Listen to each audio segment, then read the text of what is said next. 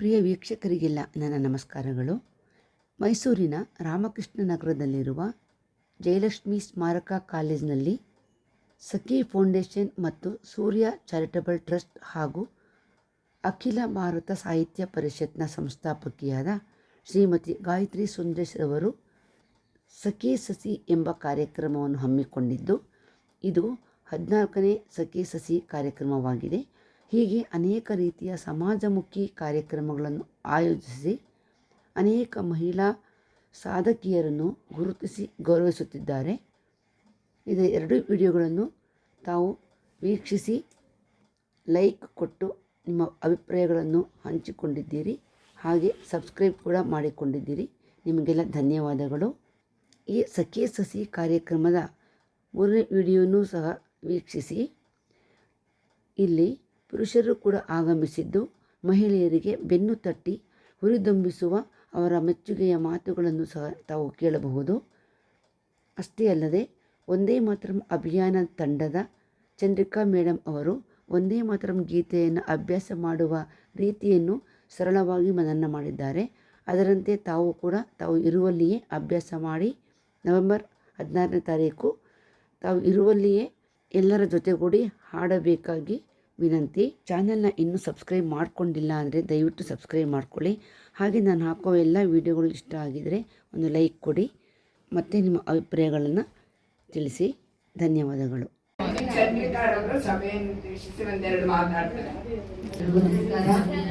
ಎಲ್ಲ ಪರಿಚಿತ ಹಿರಿಯರು ಇಲ್ಲಿದ್ದೀರಾ. ನಿಮ್ಮೆಲ್ಲರ ಅನುಭವದ ಮಾತುಗಳು ಕೇಳ್ತಾ ಬೇರೆ ಕಡೆ ಬೇರೆ ಲೋಕದಲ್ಲಿದ್ದೀನಿ ಅನ್ನಿಸ್ತಾ ಇತ್ತು. ಮನೆ ಮತ್ತೆ ಎಷ್ಟೊಂದಿದೆ, ಆದ್ರೂ ನಾವು ಯಾವ್ದನ್ನು ಉಪಯೋಗಿಸೋದೇ ಇಲ್ಲ. ತಕ್ಷಣ ಹತ್ರ ಇರೋ ಕ್ಲಿನಿಕ್ ಓಡ್ ಹೋಗ್ತೀವಿ. ತುಂಬಾ ಸಂತೋಷ ಆಯ್ತು. ಬಹಳ ಉಪಯುಕ್ತ ಆದಂತಹ ಮಾಹಿತಿಯನ್ನು ಹಂಚಿಕೊಳ್ಳೋದಕ್ಕೆ ಎಲ್ಲ ಹಿರಿಯರಿಗೂ ಧನ್ಯವಾದಗಳು. ವೇದಿಕೆ ಮೇಲಿರುವಂತಹ ಗಣ್ಯರಿಗೆ, ಸಖಿ ಫೌಂಡೇಶನ್ ಮತ್ತು ಅಖಿಲ ಭಾರತೀಯ ಸಾಹಿತ್ಯ ಪರಿಷತ್ ಇದರ ಸಮನ್ವಯದೊಂದಿಗೆ ಈ ಕಾರ್ಯಕ್ರಮವನ್ನ ಚೆನ್ನಾಗಿ ನಡೆಸ್ಕೊಂಡು ಬರ್ತಾ ಇದ್ದಾರೆ. ಡಾಕ್ಟರ್ ಲಕ್ಷ್ಮೀ ದೇವಿ ಅವರು ಹೇಳ್ತಾರೆ, ಸಖಿ ಬಳಗಕ್ಕೆ ಹೋಗಿ ತುಂಬಾ ಚೆನ್ನಾಗಿರುತ್ತೆ, ಅಲ್ಲಿ ಕಾರ್ಯಕ್ರಮ ತುಂಬಾ ಚೆನ್ನಾಗಿದೆ. ಅವತ್ತಿಂದ ನನಗೆ ಇಲ್ಲಿ ಬರಕ್ ಆಗ್ತಿಲ್ಲ. ಇದು ನಮ್ದು 23ನೇ ಅಭಿಯಾನದ ಸ್ಥಳ. ಬರಕ್ ಆಗ್ತಿರ್ಲಿಲ್ಲ. ಇವತ್ತು ಬಂದಿದ್ದು ತುಂಬಾ ಉಪಯುಕ್ತವಾದಂತಹ ಸ್ಥಳಕ್ಕೆ ಬಂದೆ ಅನ್ನೋ ಸಂತೋಷ. ನಮಗೂ ಸಮಯದ ಅಭಾವ ಇದೆ, ನಿಮಗೂ ಸಮಯ ಆಗಿದೆ. ಹಾಗಾಗಿ ಒಂದೇ ಮಾತ್ರನ್ನ ಆಲ್ರೆಡಿ ನಮ್ಮ ಮಂಗಳಾ ಮೇಡಮ್, ಕಮಲಾ ಮೇಡಮ್ ಎಲ್ಲ ಹೇಳ್ಕೊಟ್ಟಿದ್ದಾರೆ ನಿಮ್ಗೆ. ಇದು ಒಂದು ಜವಾಬ್ದಾರಿ ಅಂತ ತಗೊಳ್ಳಿ. ದೇವರನ್ನ ಹೇಗೆ ಪೂಜೆ ಮಾಡ್ತೀವಿ ಹಾಗೆ ದೇಶವನ್ನು ಜೊತೆಯಲ್ಲಿ ತಗೊಂಡೋಗುವಂತ ಜವಾಬ್ದಾರಿ ನಿಮ್ಮೆಲ್ಲರ ಮೇಲಿದೆ. ಒಂದೇ ಮಾತ್ರನ್ನ ಕಾನೂನು ಪ್ರಕಾರ ಕೇಂದ್ರ ಸರ್ಕಾರ ಹಾಗೂ ಸುಪ್ರೀಂ ಕೋರ್ಟ್ ಕಡ್ಡಾಯವಾಗಿ ಎಲ್ಲ ಭಾರತೀಯರು ಕಲೀಲೇಬೇಕು. ಮತ್ತು ಜನಗಣಮನವನ್ನ ಹೇಗೆ ಹಾಡ್ತೀವಿ ಆದ ನಂತರವೇ ತಕ್ಷಣ ಒಂದೇ ಮಾತ್ರನ್ನ ಹಾಡಬೇಕು ಅಂತ ಕಡ್ಡಾಯಗೊಳಿಸಿದೆ. ಎಲ್ಲರೂ ಈಗ ಲೋಕಸಭೆಯಲ್ಲಿ ಹಾಡ್ತಾ ಇದ್ದಾರೆ. ನಿನ್ನೆ ಕೇರಳದಲ್ಲಿ ಪ್ರೈಮ್ ಮಿನಿಸ್ಟರ್ ವೋಟಿಂಗ್ ಪ್ರೋಗ್ರಾಮ್ದಲ್ಲಿ ಕೂಡ ಹಾಡಿದ್ದಾರೆ. ಆದ್ರಿಂದ ಎಲ್ಲಾ ಕಲ್ತ್ಕೊಂಡಿದ್ದಾರೆ ನಮ್ಮ ಮಹಿಳೆಯರು. ಈ ಗುಂಪಿನ ಮಹಿಳೆಯರು, ಸಖಿ ಫೌಂಡೇಶನ್ ಸಂಬಂಧಪಟ್ಟ ಮಹಿಳೆಯರು ಬೇಗ ಕಲ್ತ್ಕೊಂಡು ನಮ್ಮ ಗುಂಪಿಗೆ ಇವತ್ತು ನಿಮ್ಮ ಹೆಸರನ್ನ ಆಡ್ ಮಾಡ್ತೀವಿ, ಫೋನ್ ನಂಬರ್ನ ಆಡ್ ಮಾಡಿದ ತಕ್ಷಣ ಗ್ರೂಪ್ ನೀವು ಆಡ್ ಆಗ್ತೀರಾ. ಒಂದು 15 ದಿನಗಳ ಮೆಸೇಜ್ ನಿಮ್ಗೆ ಬರುತ್ತೆ. ಆ ಮೆಸೇಜ್ ಅನ್ನ ಫಾಲೋ ಮಾಡ್ತಾ ಬನ್ನಿ. ಇವ್ರು ಏನ್ ಹೇಳ್ಕೊಟ್ಟಿದ್ದಾರೆ ಇದೇ ತರ ರಾಗನೇ ರೆಕಾರ್ಡ್ ಮಾಡಿ ಅಲ್ಲಿ ಹಾಕಿದೆ. ಅದನ್ನ ನೀವು ಕೆಲಸ ಮಾಡ್ತಾ ಅಭ್ಯಾಸ ಮಾಡ್ಕೊಂಡ್ರಾಯ್ತು, ಬಂದ್ಬಿಡುತ್ತೆ. 1875ರಲ್ಲಿ ನಮ್ಮ ಬಂಕಿಮ್ ಚಂದ್ರ ಚಟರ್ಜಿ ಅವರು ಒಂದೇ ಮಾತರನ್ನ ರಚನೆ ಮಾಡ್ತಾರೆ. ನಿತ್ಯ ಹರಿದ್ವರ್ಣ ಸಸ್ಯ ಶ್ಯಾಮಲೆಯ ನಡುವೆ ರೈಲಲ್ಲಿ ಹಾದು ಹೋಗ್ತಿದ್ದಾಗ ಅವ್ರಿಗೆ ತುಂಬಾ ಸಂತೋಷ ಆಗುತ್ತೆ ಮನಸ್ಸಿಗೆ. ಇಷ್ಟು ಚೆನ್ನಾಗಿದೆ ನಮ್ಮ ದೇಶದ ನಿಸರ್ಗ ಅಂತ ಅವರು ಅದನ್ನ ಹೊಗಳಕ್ ಹೋದಾಗ ಪಕ್ಕದಲ್ಲಿ ಅವರ ಅಣ್ಣನ ಮಗನು ಸಂಬಂಧಿಕರು ಯಾರು ಇರ್ತಾರೆ. ಅವ್ರಿಗೆ ನಾನು ಹೇಳ್ತೀನಿ, ನೀವು ಬರ್ಕೋಪ, ನಾನು ವರ್ಣಿಸ್ತೀನಿ ಸಸ್ಯ ಶ್ಯಾಮಲೆಯನ್ನ ಅಂತ ಹೇಳಿ ಈ ಹಾಡನ್ನ ವರ್ಣಿಸ್ತಾರೆ. ಅಷ್ಟು ಸೊಗಸಾಗಿ ಬರೆದ ಹಾಡನ್ನ ರಾಷ್ಟ್ರಗೀತೆ ಮಾಡ್ಬೇಕು ಅಂತ ನಿರ್ಧಾರ ಮಾಡ್ತಾರೆ. ಆದ್ರೆ ಒಳ್ಳೆದಿದ್ದಾಗ ತೊಂದರೆ ಮಾಡೋರು ಇದ್ದೇ ಇರ್ತಾರೆ. ಅದರಲ್ಲಿ ನೀವು ಮಾ ದುರ್ಗಾ, ಮಾ ಸರಸ್ವತಿ, ಮಹಾಲಕ್ಷ್ಮಿ ಅಂತ ಹೇಳ್ತಾ ಇದ್ದೀರಾ. ನಾವು ಯಾವುದೇ ಕಾರಣಕ್ಕೂ ಇದನ್ನ ರಾಷ್ಟ್ರಗೀತೆ ಆಗೋದಕ್ಕೆ ಬಿಡೋದಿಲ್ಲ, ಹಾಗಾಗಲ್ಲ ಅಂತ ಹೇಳಿ ರವೀಂದ್ರನಾಥ್ ಠಾಗೂರ್ ಅವರಿಂದ ಜನಗಣಮನವನ್ನ ರಚಿಸಲ್ಪಡುತ್ತೆ. ಅದನ್ನೇ ರಾಷ್ಟ್ರಗೀತೆಯನ್ನಾಗಿ ಮಾಡುತ್ತೆ. ಇಷ್ಟು ವರ್ಷಗಳ ಕಾಲ ಮಾಡಕ್ ಆಗದೆ ಇರೋ ಕೆಲಸನ ನಮ್ಮ ಪ್ರಧಾನಮಂತ್ರಿಗಳಾದ ಶ್ರೀಯುತ ಮೋದಿ ಅವರು ಈಗ ಜಾರಿಗೆ ತಂದಿದ್ದಾರೆ. ನಿಮ್ಮೆಲ್ಲರ ಸಹಕಾರದಿಂದ ಮೈಸೂರಿನಲ್ಲಿ ನವೆಂಬರ್ 16ನೇ ತಾರೀಕು ಅರಮನೆ ಆವರಣದಲ್ಲಿ ಈ ಕಾರ್ಯಕ್ರಮ ನಡೆಯುತ್ತೆ. ನೀವು ಅಲ್ಲಿಗೆ ಬಂದ್ರೆ ನಮ್ಗೆ ಹೆಚ್ಚಿನ ಸಂತೋಷ. ಬರಕ್ ಆಗ್ಲಿಲ್ಲ ಅಂದ್ರೆ ಎಲ್ಲೆಲ್ಲಿ ನೀವು ಒಟ್ಟು ಸೇರ್ತೀವಿ ಒಂದು ಸಮಯನ ಫಿಕ್ಸ್ ಮಾಡಿ ಗ್ರೂಪ್ನಲ್ಲಿ ಅನೌನ್ಸ್ ಮಾಡ್ತೀವಿ. ಆ ಸಮಯದಲ್ಲಿ ನೀವೆಲ್ಲರೂ ಒಟ್ಟಾಗಿ ನಿಂತ್ಕೊಂಡು ಹೇಳಿದ್ರೆ ಅದನ್ನ ತಕ್ಷಣ ಯಾರು ನಿಮ್ಮ ಇನ್ಚಾರ್ಜ್ ಇರ್ತಾರೆ ಅವರು ಗ್ರೂಪ್ಗೆ ಅಪ್ಲೋಡ್ ಮಾಡಿ, ವಾಟ್ಸಪ್ ಮಾಡಿ. ಅಲ್ಲಿ ದೊಡ್ಡ ಸ್ಕ್ರೀನ್ ಇರುತ್ತೆ ಅರಮನೆ ಆವರಣದಲ್ಲಿ. ಆ ಸ್ಕ್ರೀನ್ ನಲ್ಲಿ ಡಿಸ್ಪ್ಲೇ ಆಗ್ತಾ ಇದೆ. ತಕ್ಷಣ ಸೀನ್ ಬೈ ಸೀನ್ ಬರ್ತಾ ಇರುತ್ತೆ. ಎಲ್ಲೆಲ್ಲಿ ಹೇಳಿದ್ದಾರೆ ಅದೆಲ್ಲ ಡಿಸ್ಪ್ಲೇ ಆಗ್ತಾ ಇರುತ್ತೆ. ಧನ್ಯವಾದಗಳು. ಈಗ ನಮ್ಮ ಸಭೆಯನ್ನು ಉದ್ದೇಶಿಸಿ ನಾನು ರಘು ಶೆಟ್ಟಿ ಸರ್ ಒಂದು 2 ನಿಮಿಷ ಮಾತಾಡಬೇಕು ಅಂತ ಕೇಳ್ಕೊಂಡಿದ್ದೀನಿ. ಯಾಕೆಂದ್ರೆ ನಮ್ಮ ರಘು ಶೆಟ್ಟಿ ಸರ್ ಯಾವಾಗಲೂ ಸಣ್ಣ ಕಥೆಗಳ ಸರದಾರರು. ಎಲ್ಲ ನಮ್ಮ ವೆಬಿನಾರ್ ಅಲ್ಲಿ ಸಣ್ಣ ಕಥೆಗಳನ್ನ ಹೇಳಿ ಎಲ್ಲರನ್ನ ಆಕರ್ಷಿಸ್ತಾರೆ. ಅವರು ಈ ದಿನ ನಮ್ಮ ಒಂದು ವೇದಿಕೆಗೆ ಬಂದಿರೋದು ನಮ್ಮ ಒಂದು ಸುಕೃತ ಅಂತ ಭಾವಿಸ್ತಾ ಅವ್ರಿಗೆ ಒಂದು 2 ನಿಮಿಷ ಕಾಲ ಅವಕಾಶ ಕೊಡೋಣ. ಎಲ್ಲರೂ ಸಹಕರಿಸಬೇಕು ಅಂತ ಕೇಳ್ಕೊಳ್ತೀನಿ. ನಾನು ಇಲ್ಲಿ ಬಂದ ಉದ್ದೇಶ ಗಾಯತ್ರಿ ಅವರು ಯಾವಾಗ ಹೇಳ್ತಿದ್ದಾರೆ ಓಂಪನಗರದ ಈ ಸಾಹಿತ್ಯ ಕೂಟಕ್ಕೆ ನೀವು ಬರಬೇಕು ಅಂತ. ಆ ಉದ್ದೇಶದಿಂದ ಇವತ್ತು ಸಭೆ ಮಾಡ್ಕೊಂಡು ಬಂದಿದೆ. ನಿಮ್ಮೊಟ್ಟಿಗೆ ಭಾಷಣ ಮಾಡಲಿಕ್ಕಲ್ಲ, ಅಥವಾ ಈಗಾಗಲೇ ಸಮಯ ಆಗಿದೆ, ಯಾವಾಗ ಹೆಚ್ಚಿನವರು ಯಾವಾಗ ನಾವು ಇಲ್ಲಿಂದ ಹೋಗುವುದು ಅಥವಾ ಮಾವಿನ ಹಣ್ಣಿನ ತಿನ್ನುವಂಥದ್ದು ನಿರೀಕ್ಷೆ ಮಾಡ್ತಿರ್ತೀವಿ. ಈ ಮನೆ ಮತ್ತು ಇವತ್ತು ಸಾಹಿತ್ಯ ಕೂಟದ ಕಾರ್ಯಕ್ರಮ ಅದು ನಮಗೆ ನೆನಪು. ನೀವಲ್ಲಿ ಹೇಳುವಾಗ ಇತ್ತೀಚೆಗೆ ವಿಶ್ವವಾಣಿಯ ಸಂಪಾದಕರಾದ ವಿಶ್ವೇಶ್ವರ ಭಟ್ರಿಂದ ಗೊತ್ತಿರುತ್ತೆ. ಅವರು ಫೇಸ್ಬುಕ್ಕಲ್ಲಿ ಹಾಕಿದ್ರು, ಈ ಗೂಸ್ ಮೋಷನ್ ಇದೆ ಇದಕ್ಕೆಲ್ಲ ಆದಾಗ ಲಾಲ್ ಬಹದ್ದೂರ್ ಶಾಸ್ತ್ರಿಯವರ ಮಗನಿಗೆ ಅವರೊಂದು ಸಲಹೆ ಕೊಡ್ತಾರೆ. ಅದು ಯಾರಿಗೂ ಹೇಳಿರಲಿಲ್ಲ. ಮೊನ್ನೆ ಅವ್ರು ಯಾರೋ ಭಾಳ ಒತ್ತಾಯ ಮಾಡಿದಾಗ ಹೇಳ್ತಂದ್ರೆ ಆ ಸಲಹೆ ಏನಂತ ಹೇಳಿದ್ರೆ, ನಿಮ್ಗೆ ಲೂಸ್ ಮೋಷನ್ ಆದಾಗ ಉಗುರು ಬೆಚ್ಚಗಿನ ಹಾಲಿಗೆ ನಿಂಬೆ ಹಣ್ಣು ಅರ್ಧವನ್ನು ಕಟ್ ಮಾಡಿ ಅದಕ್ಕೆ ಹಾಕಿ ಕೂಡಲೇ ಕುಡಿಬೇಕು. ಅಂದರೆ ಕುಡಿತದೆ, ಹಾಲಿಗೆ ನಿಂಬೆ ಹಣ್ಣು ಹಾಕಿದಾಗ ಹೊಡಿತದೆ, ಕೂಡಲೇ ಕೊಡ್ತಾರೆ, ಇದು ಖಂಡಿತ ನಿಲ್ಲುತ್ತೆ ಅಂತ ಹೇಳಿದ್ರು. ಅವ್ರು ಹೇಳಿದ ನಂತರ ನಾವು ನೋಡಬೇಕು, ನಾವು ಅದನ್ನು ಅನುಭವಿಸಿ ನೋಡಬೇಕು ಅಂತ ಇತ್ತೀಚೆಗೆ ನಮ್ಮ ಶ್ರೀಮತಿಯವರಿಗೆ ಲೂಸ್ ಮೋಷನ್ ಆಗಿ ಅದಕ್ಕೆ ನಾನು ಹೇಳಿದ ಇದನ್ನು ಮಾಡಿ ನೋಡಿ ಅಂತ. ಹೌದು, ಮಾಡಿ ನೋಡಿದಾಗ ಅವ್ರು ಹೇಳಿದ ಸತ್ಯ. ಅವ್ರಿಗೆ ಅವರ ಒಂದು ಅನುಭವವನ್ನು ಹೇಳ್ತಾರೆ ಅಂದರೆ, ಅವ್ರು ಯಾವುದೋ ವಿದೇಶ ಇರುವಾಗ ವಿದೇಶಿ ದಂಪತಿಗಳಿಗೆ ಅವರಿಗೆ ಲೂಸ್ ಮೋಷನ್ ಆಗ್ತಾ ಇದ್ದಾರೆ. ಏನೋ ಮದ್ದು ತಗೊಂಡ್ರು ಕೂಡ ಹೋಟೆಲಲ್ಲಿ ಇದ್ದಾಗ ಅದು ನಿಂತಿರಲಿಲ್ಲ. ಆಗ ಇವ್ರು ಹೇಳಿದ್ರಂತೆ, ನಾನು ಇದು ಹೇಳ್ತೇನೆ, ಈ ಹಾಲಿಗೆ ಉಗುರು ಬೆಚ್ಚನ ಹಾಲು ತರಿಸೋ ಹೋಗ್ಲಿಲ್ಲ, ಅದಕ್ಕೆ ನಿಂಬೆಹಣ್ಣು ಅರ್ಧವನ್ನು ಕಟ್ ಮಾಡಿ ಹಾಕೋದು.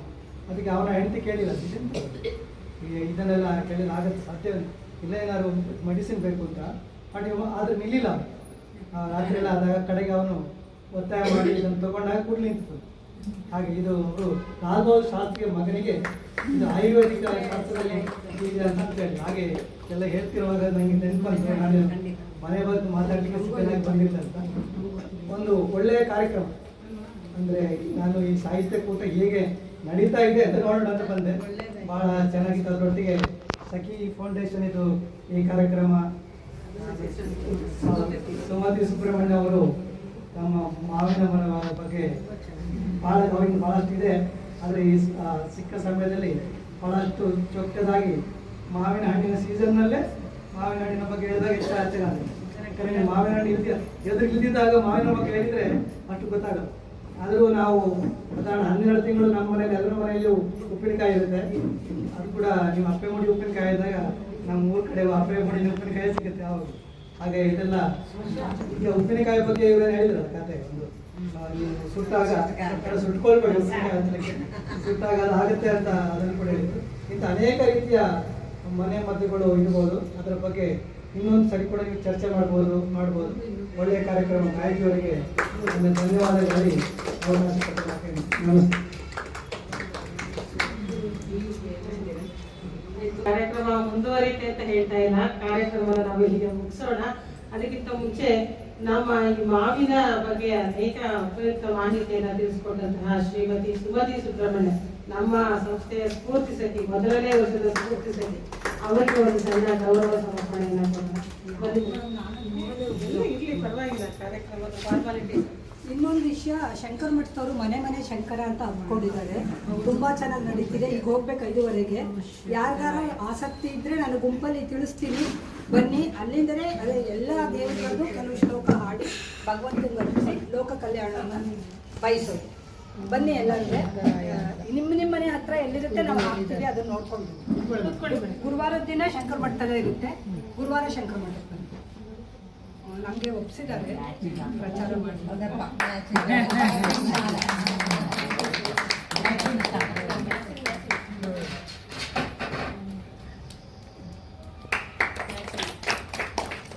ಮೊಬೈಲ್ ಕೊಡಿ. ಅವ್ರದ್ದು ಮೊಬೈಲ್ ಕೊಡು, ಫೋಟೋ ತೆಗೆದು. ಒಂದು ಸೆಕೆಂಡ್ ಈ ಕಡೆ ನೋಡಿ. ಹಾಂ ಮೇಡಮ್, ಸುಮತಿ ಮೇಡಮ್. ಇಲ್ಲ, ಫೋಟೋ ತೆಗೆದಿದ್ದಾರೆ ಇಂಪಾರ್ಟೆಂಟ್. ಅವ್ರು ಕೊಟ್ಬಿಡ್ಲಿ, ಹಾಗೆ ಎಲ್ಲರಿಗೂ ಒಟ್ಟಿಗೆ ಕೊಟ್ಬಿಡ್ತೀನಿ. ನಾವು ಫೋಟೋ ತೆಗೆದು ದಿಢೀರ್ ಭೇಟಿ ನೀಡಿದ್ದಾರೆ. ಹೀಗೆ ಪ್ರತಿ ತಿಂಗಳು ಬನ್ನಿ ಅಂತ ಕೇಳ್ಕೊಳ್ತಾ ಅವ್ರಿಗೆ ನಾನು ಧನ್ಯವಾದಗಳು. ಚಂದ್ರಿಕಾ ಮೇಡಮ್ ಅವರು ಕೂಡ ಕಾರ್ಯಕ್ರಮದಲ್ಲಿ ಭಾಗಿಯಾಗಿದ್ದಾರೆ. ಅವರ ದೇಶ ಸೇವೆ ಮತ್ತಷ್ಟು ಹೆಚ್ಚಿಗೆ ಅಂತ ಹೇಳ್ತಾ ಪ್ರತಿ ತಿಂಗಳು ನಮ್ಮ ಕಾರ್ಯಕ್ರಮದಲ್ಲಿ ಭಾಗಿಯಾಗಿ ನಮಗೂ ಒಂದಷ್ಟು ಸದಸ್ಯರನ್ನ ಕೊಡಿ ಅಂತ ಕೇಳ್ಕೊಳ್ತಾ ಇದ್ದೀನಿ. ಧನ್ಯವಾದಗಳು ಮೇಡಮ್. ಹಾಗೆಯೇ ನಮ್ಮ ಅಖಿಲ ಭಾರತೀಯ ಸಾಹಿತ್ಯ ಪರಿಷತ್ತಿಂದು ಅಭಿಯಾನ ನಡೀತಾ ಇದೆ, ಸದಸ್ಯತ್ವ ಅಭಿಯಾನ ಶುರು ಆಗ್ತಾ ಇದೆ. ಯಾರೆಲ್ಲ ಸದಸ್ಯರಾಗಬೇಕು ಎಲ್ಲರೂ ಸದಸ್ಯರಾಗಿ, ಈಗಾಗಲೇ ಆಗಿರೋರು ಮತ್ತೆ ಒಮ್ಮೆ ರಿನ್ಯೂ ಮಾಡ್ಕೊಳ್ಳಿ. ಇದಿಷ್ಟು ಹೇಳ್ತಾ ಎಲ್ಲರಿಗೂ ಸಹ ಮತ್ತೊಮ್ಮೆ ಧನ್ಯವಾದ. ಹಾಗೆಯೇ ಇನ್ನೊಂದು ದೊಡ್ಡ ಕೆಲಸ ಬಾಕಿ ಉಳ್ಕೊಂಡಿದೆ, ಎಲ್ಲರೂ ಸೇರಿ ಮಾಡುವಂತಹ ಕೆಲಸ, ಅದು ಡಬ್ಬಿ ಖಾಲಿ ಮಾಡುವಂತಹ ಕಾರ್ಯಕ್ರಮ ಮುಂದುವರಿಯುತ್ತೆ ಅಂತ ಹೇಳ್ತಾ ಇಲ್ಲ. ಕಾರ್ಯಕ್ರಮ ನಾವು ಇಲ್ಲಿಗೆ ಮುಗಿಸೋಣ. ಅದಕ್ಕಿಂತ ಮುಂಚೆ ನಮ್ಮ ಈ ಮಾವಿನ ಬಗ್ಗೆ ಅನೇಕ ಉಪಯುಕ್ತ ಮಾಹಿತಿಯನ್ನು ತಿಳಿಸಿಕೊಟ್ಟಂತಹ ಶ್ರೀಮತಿ ಸುಮತಿ ಸುಬ್ರಹ್ಮಣ್ಯ, ನಮ್ಮ ಸಂಸ್ಥೆಯ ಸ್ಫೂರ್ತಿ ಸಖಿ, ಮೊದಲನೇ ವರ್ಷದ ಸ್ಫೂರ್ತಿ ಸಖಿ, ಅವರಿಗೆ ಒಂದು ಸಣ್ಣ ಗೌರವ ಸಮರ್ಪಣೆಯನ್ನು ಕೊಡೋಣ. ಇರ್ಲಿ, ಪರವಾಗಿಲ್ಲ, ಕಾರ್ಯಕ್ರಮದ ಫಾರ್ಮಾಲಿಟೀಸ್. ಇನ್ನೊಂದು ವಿಷಯ, ಶಂಕರ್ ಮಠದವರು ಮನೆ ಮನೆ ಶಂಕರ ಅಂತ ಹಮ್ಮಿಕೊಂಡಿದ್ದಾರೆ. ತುಂಬಾ ಚೆನ್ನಾಗಿ ನಡೀತಿದೆ. ಈಗ ಹೋಗ್ಬೇಕು 5:30ಗೆ. ಯಾರಿಗಾರ ಆಸಕ್ತಿ ಇದ್ರೆ ನಾನು ಗುಂಪಲ್ಲಿ ತಿಳಿಸ್ತೀನಿ, ಬನ್ನಿ. ಅಲ್ಲಿಂದಲೇ ಅದೇ ಎಲ್ಲ ದೇವರುಗಳದ್ದು ಕೆಲವು ಶ್ಲೋಕ ಹಾಡಿ ಭಗವಂತನ ಅರ್ಪಿಸಿ ಲೋಕ ಕಲ್ಯಾಣವನ್ನು ಬಯಸೋದು. ಬನ್ನಿ ಎಲ್ಲರಿಗೆ. ನಿಮ್ಮ ಮನೆ ಹತ್ರ ಎಲ್ಲಿರುತ್ತೆ ನಾವು ಹಾಕ್ತೀವಿ, ಅದನ್ನ ನೋಡ್ಕೊಂಡು. ಗುರುವಾರದ ದಿನ ಶಂಕರ್ ಮಠದಲ್ಲೇ ಇರುತ್ತೆ. ಗುರುವಾರ ಶಂಕರ್ ಮಠ ನಮಗೆ ಒಪ್ಪಿಸಿದ್ದಾರೆ ಪ್ರಚಾರ ಮಾಡಿ.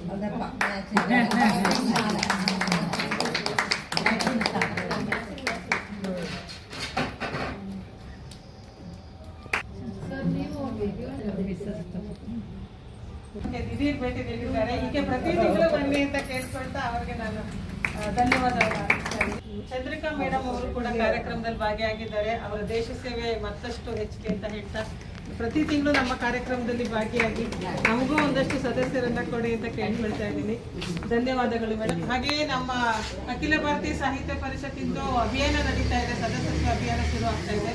ಯಾರೆಲ್ಲ ಸದಸ್ಯರಾಗಬೇಕು ಎಲ್ಲರೂ ಸದಸ್ಯರಾಗಿ, ಈಗಾಗಲೇ ಆಗಿರೋರು ಮತ್ತೆ ಒಮ್ಮೆ ರಿನ್ಯೂ ಮಾಡ್ಕೊಳ್ಳಿ. ಇದಿಷ್ಟು ಹೇಳ್ತಾ ಎಲ್ಲರಿಗೂ ಸಹ ಮತ್ತೊಮ್ಮೆ ಧನ್ಯವಾದ. ಹಾಗೆಯೇ ಇನ್ನೊಂದು ದೊಡ್ಡ ಕೆಲಸ ಬಾಕಿ ಉಳ್ಕೊಂಡಿದೆ, ಎಲ್ಲರೂ ಸೇರಿ ಮಾಡುವಂತಹ ಕೆಲಸ, ಅದು ಡಬ್ಬಿ ಖಾಲಿ ಮಾಡುವಂತಹ